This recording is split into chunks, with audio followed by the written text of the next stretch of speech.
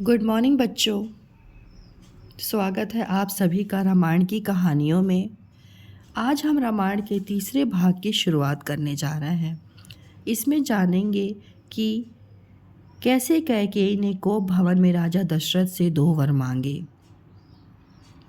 राम को वनवास जाने का आदेश मिला। श्रवण कुमार की मार्मिक कथा क्या है और भरत और शत्रुघ्न अयोध्या कैसे लौटे। चलिए इस अद्भुत कहानी की शुरुआत करते हैं। शुरुआत होती है कैकेयी कोप भवन से। तो चारों राजकुमार अपनी पत्नियों के साथ खुश होकर राजमहल में रहने लगे।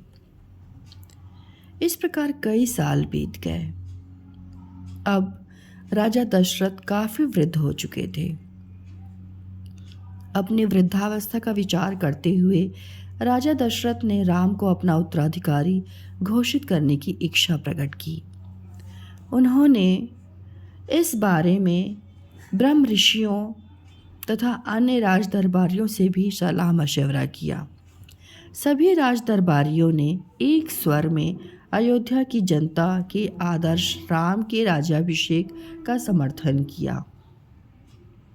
राम को भी राज्याभिषेक की जानकारी दे दी गई और इसकी तिथि तय हो गई। इस अवसर पर राजा और प्रजा सभी बड़े खुश थे। मगर इसी दौरान कैकेयी की दासी मंथरा ने यह कहकर उसका कान भरना शुरू किया कि वह राम के राज्याभिषेक का खुलकर विरोध करे और कुछ समय पहले राजा दशरथ द्वारा दिए गए 2 वर मांगे। इसके अनुसार राम की जगह कैकेयी के बेटे भरत का राज्याभिषेक किया जाए और राम के लिए 14 वर्ष का वनवास घोषित किया जाए। मंथरा की कुटिल सलाह सुनकर कैकेयी इतनी प्रसन्न हुई कि उसने तुरंत राजा दशरथ को कोप भवन में बुलाकर अपना विरोध प्रकट किया।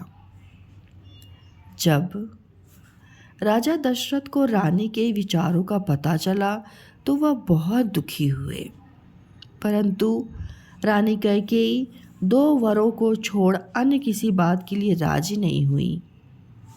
काफ़ी समय पहले जब युद्ध के दौरान राजा दशरथ काफ़ी जख्मी हो गए थे, उस दौरान रानी कैकेयी ने उनके प्राणों की रक्षा की थी।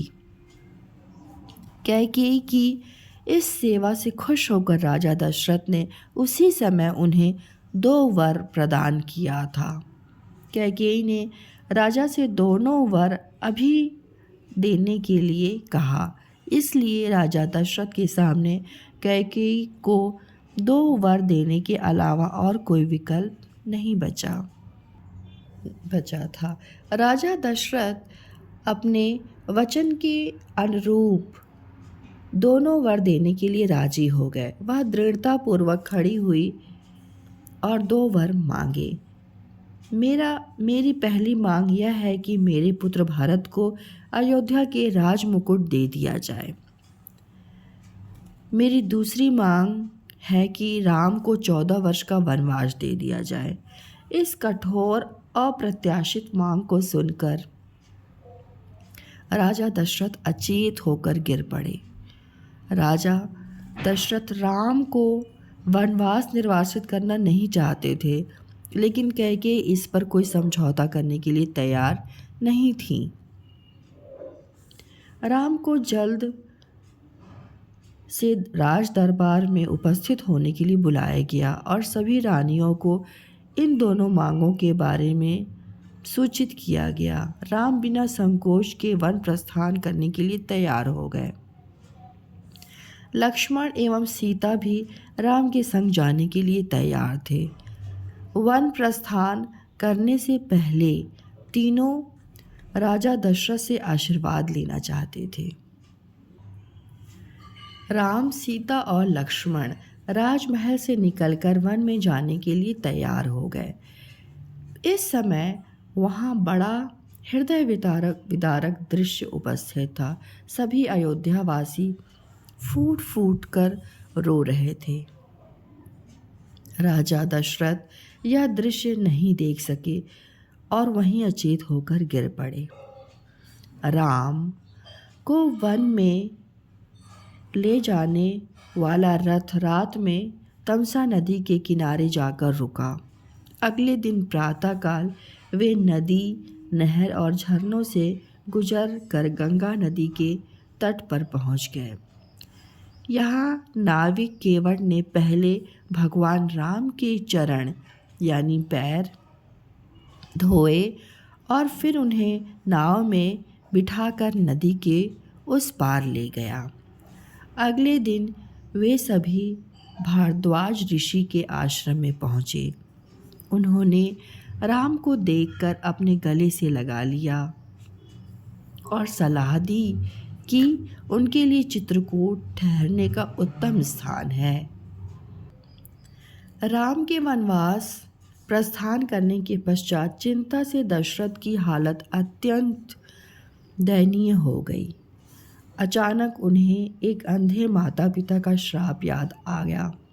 अपनी चिंता कम करने के लिए उन्होंने रानी कौशल्या को जवानी के दिनों में किए गए एक भयानक भूल के बारे में बताया, जिसमें उन्होंने एक अंधे माता पिता के इकलौते पुत्र श्रवण कुमार की भ्रमवश हत्या कर दी थी। राजा दशरथ एक कुशल धनुर्धरी थे।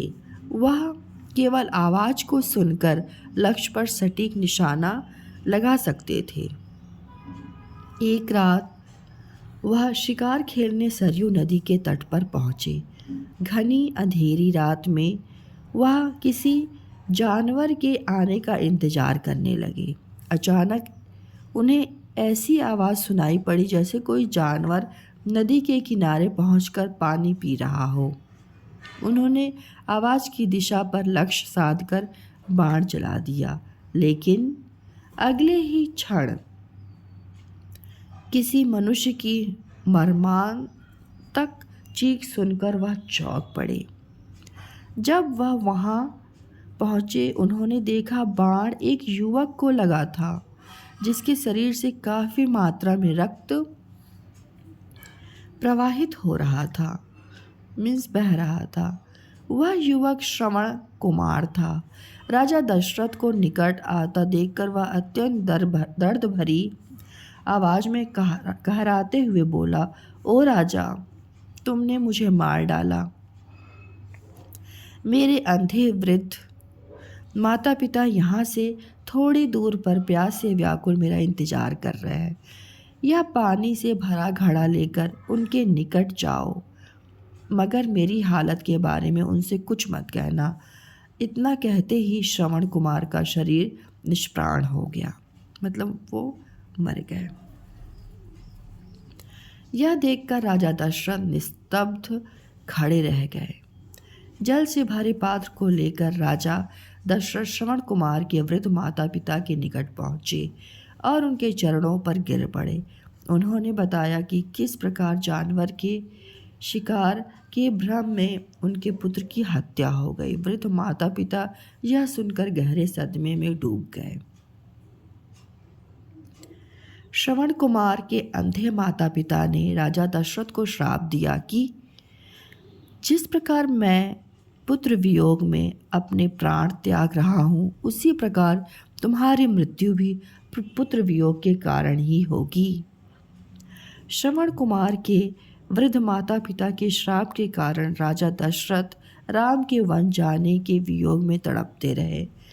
राम के वन प्रस्थान के थोड़े दिनों बाद राजा दशरथ ने राम के वियोग में तड़पते हुए अपने प्राण त्याग दिए। ऋषि वशिष्ठ के बुलाने पर भरत और शत्रुघ्न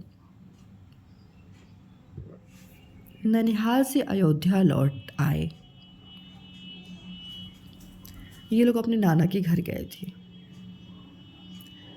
अयोध्या नगरी वीरान लग रही थी। उन्होंने अपने पिताजी को राजमहल में नहीं पाया।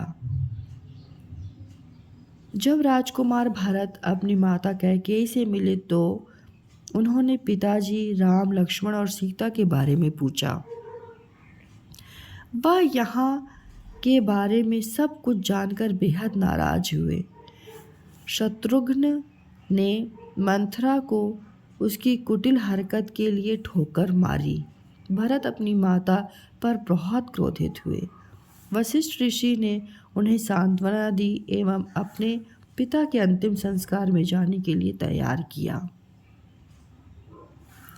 राजा दशरथ का अंतिम संस्कार सरयू नदी के किनारे वैदिक रीति रिवाजों तथा मंत्रों की पवित्र उच्चारण के बीच संपन्न हुआ। इसके पश्चात भरत ने वहां उपस्थित अन्य लोगों के साथ सरयू नदी में स्नान किया और अपने पिता की आत्मा की शांति के लिए प्रार्थना की। तो बच्चों, आज आपने सीखा कि कैसे कैकेयी के 2 वरों ने राम को वनवास भेजा। श्रवण कुमार की कथा ने हमें सेवा और त्याग का महत्व बताया और कैसे भरत और शत्रुघ्न की वापसी हुई और नई उम्मीद जागी। बच्चों, आप अपने माता पिता का सम्मान किया कीजिए और अच्छा आचरण किया कीजिए। और अगर आपने मेरे चैनल को अभी तक सब्सक्राइब नहीं किया है तो मेरे चैनल को सब्सक्राइब कीजिए। आप अपने फ्रेंड्स के साथ इन वीडियोस को शेयर कीजिए। अगर आपको पसंद आती है तो ही आप शेयर कीजिए। ठीक है, फिर मिलते हैं एक नए वीडियो के साथ।